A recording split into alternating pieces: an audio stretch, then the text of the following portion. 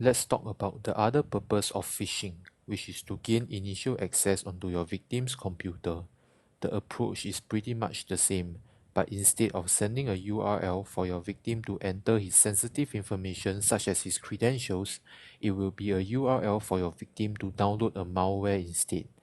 And if your victim falls for it and executes the malware, congrats, you will now have full control of your victim's computer. Let's quickly take a look at how this can be achieved. Please note that this is just a quick and simple demonstration, and in reality, it is much more sophisticated than this, such as the Bumblebee malware attack flow that we have went through in the previous lecture.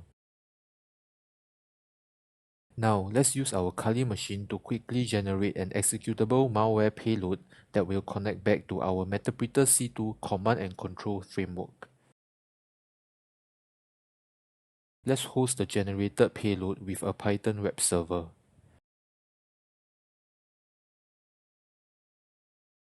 Before we hop over to our victim Windows machine, let's set up a listener on our Metasploit console to receive the incoming callback from our victim's machine.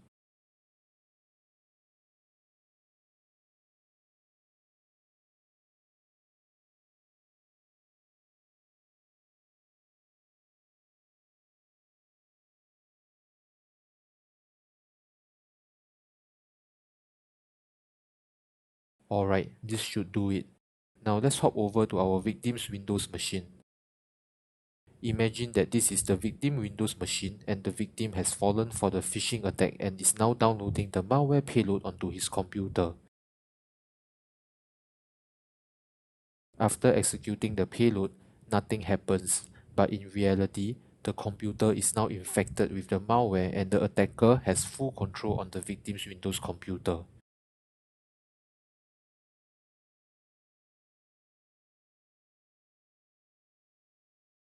As shown in the screen, the attacker will be able to execute system commands onto the victim's compromised Windows computer remotely. Depending on the objective, the attacker will be able to launch further attacks, such as encrypting the file system of the victim's computer or move laterally onto other computers in the same network of the victim's computer.